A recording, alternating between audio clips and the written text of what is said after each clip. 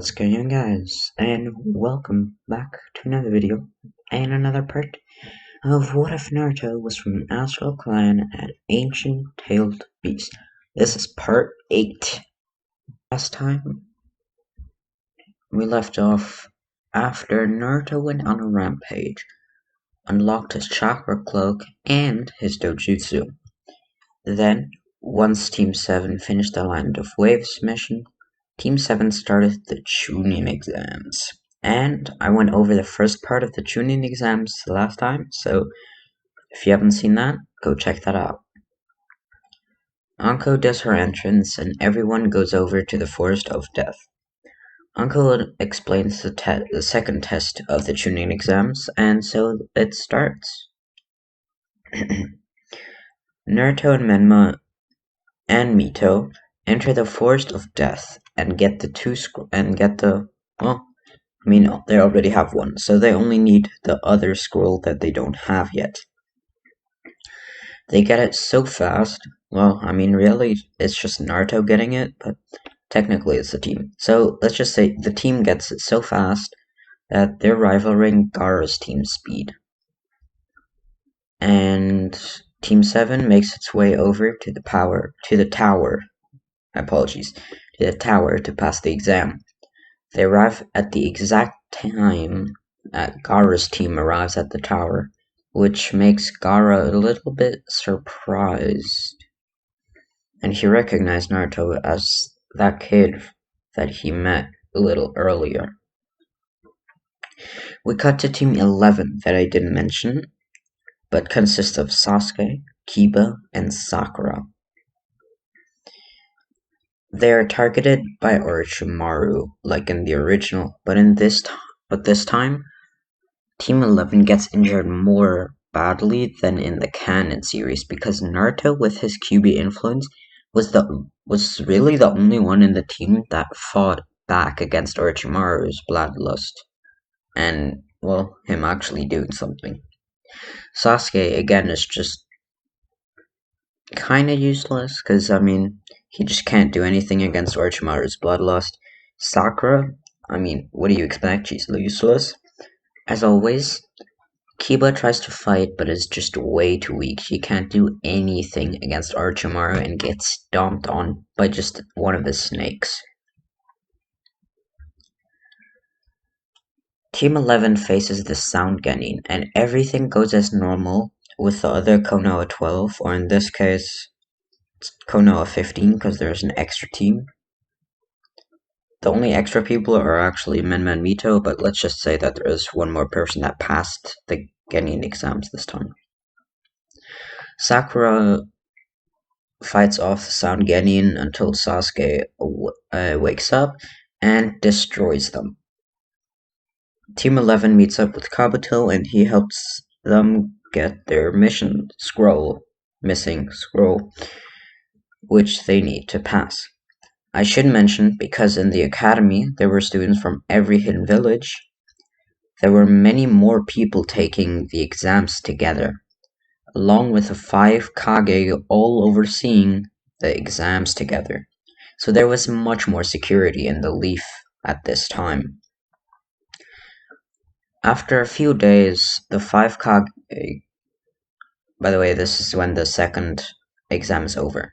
So the 5 Kage decide that there were so many people taking the exams and that actually passed the first 2, they are going to add an extra round of preliminary rounds, which are going to be 1v1 matches, just like in the original. There are much more matches, but I'm just going to focus on the important ones that we care about. First match, Sasuke versus random cannon fodder. I think we all know that Sasuke obviously wins, though he has difficulties due to his curse mark. Second is Sakura versus Ino. It ends just like in the original, with both of them tying, so none of them pass. Then Kiba versus Temari. Of course, Temari is really strong, she wins. Next up is Kankuro versus a random Sand Shinobi. Actually, let's make it a Stone Shinobi. Doesn't matter, but whatever. So, Kankuro versus a Stone Shinobi. Kankuro passes, of course, with his puppets. Now it's Mito versus Tenten. Mito, of course, as the prodigy that she is, wins. Now it's Menma versus Random Cloud Shinobi. I think we all know where this is going. Menma destroys him. Now, for the more serious matches. Naruto versus Rock Lee. Now, I'm sorry for all the Rock Lee supporters, but I just don't see him winning. I think Naruto would use his teleportation to confuse, outsmart, and finally destroy his opponent. This, of course, being a metaphor because he doesn't really want to hit or hurt Rock Lee, just not to win. Gaara's fighting against another Sand Genin, and Gaara has a reputation, let's just say, in the sand. So his opponent is practically pissing his pants before his fight, and he doesn't want to risk dying, so he just gives up before the fight starts.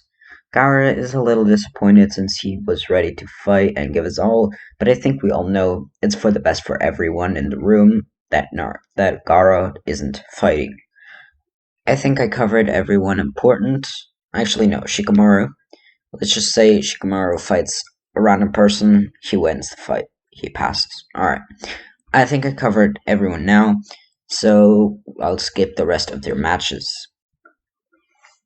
Now everyone is given a 1 month time to train and a recovery break.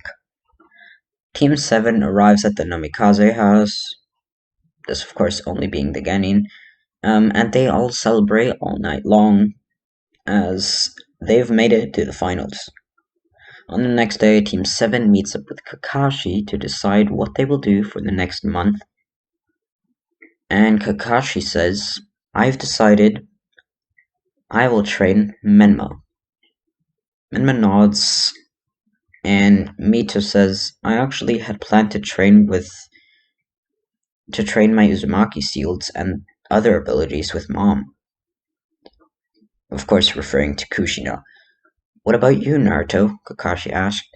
Maybe you can train with Dad, Mito asked. I don't know. He seems pretty busy at the moment with the Chunin exams going on. Naruto responds with a sad look on his face. I will train you, kid. A familiar voice in Naruto's head said. Is that you, Wataru? Yes, it's me. And I want to train you for the time being. There's a lot you need to learn and can learn about the astrals, as well as your Kekkei, and you need to learn to use some of my power, Tara explains. I have the perfect person to train with, Naruto yells out. Of course, nobody understands who he means, but they go along with it. After a day or so, Ataru finally gets a brilliant idea. He doesn't tell Naruto, but he sets Naruto up to become, not to get enraged, but, well, he's gonna make him a little more enraged, because that actually gives Ataru some power, because the seal is a little bit loosened when Naruto is in an enraged form, and that's why he can use a lot of its chakra then. And whilst Ataru has that little bit of freedom, he uses about half of his chakra to revive someone. Now, I won't say who this is yet. I will probably say it this episode, but let's see. So then, this person comes out from the shadow, and Naruto doesn't know who that is, but he has pale skin, similar to himself, and his hairstyle is a little similar. He has blue orbs flying around him, just like Kakashi described Naruto had. And he has blue eyes with 3 Tomoe in it.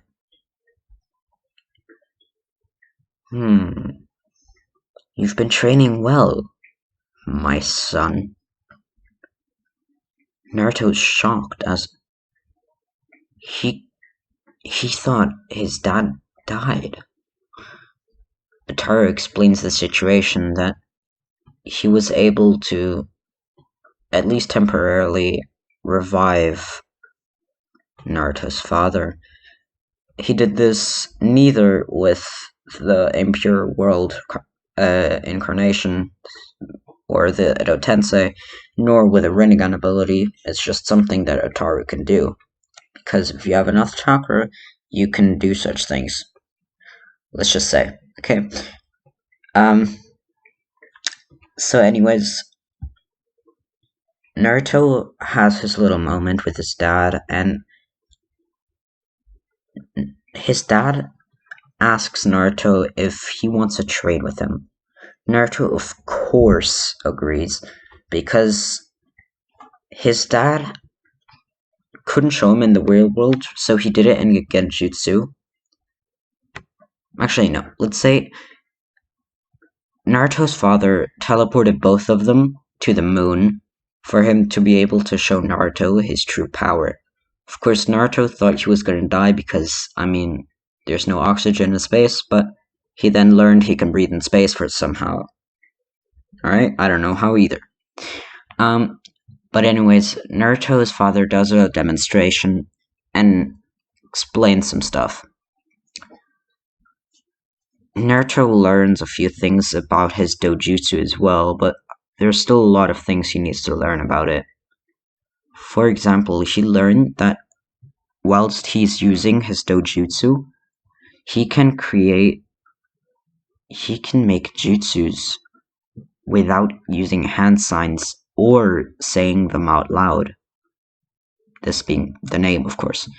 So he can use jutsus like the one he used, which, by the way, I am going to change the name of it. Actually, never mind. It's still going to be called Sphere of Death, just because I wanted to. But I actually have thought of a different ability as well for the dojutsu. If you have other abilities that you want me to add, you can comment them down below, but I have a few that I want to add. But anyways, we continue in the story. So Naruto's dad is now teaching Naruto. By the way, if you forgot his name is Kobarama. So Kobarama is teaching Naruto, and Naruto gets an idea. He has told his father about how Hiruzen adopted him, and also how Minato kind of adopted him. But he wants both to meet his real father. So, one day, Kobarama and Naruto walk into the third Hokage's house whilst he's not on duty. Hiruzen asks why Naruto is visiting and who that man is behind him, and Naruto smiles and says, "Grandpa, that's my dad." Hiruzen is shocked. Your father? Yeah, nice to meet you, Kobarama says. And thank you for looking out to my son, he says. Well, of course, but how did you meet him, Naruto? Oh, well, you see, I actually have a tailed beast inside of me, and he revived my dad from the dead. What? Hiruzen's baffled. He faints because he can't believe what Naruto just said. They make sure he's fine because, he's pretty old, so he's not... People have to look out for him, let's just say. But he's fine. And so, the 1 month training is over. And now, the finals of the Chunin exams take place, with Naruto's father, Kobarama, the leader of the Astrals, looking how much Naruto really learned. But I'm going to cover all of that in the next episode, so I hope you enjoyed. Thank you so much for watching. If you want to see more things like this, subscribe, like, hit the bell, you know the drill, and I'll see you in the next one. See ya.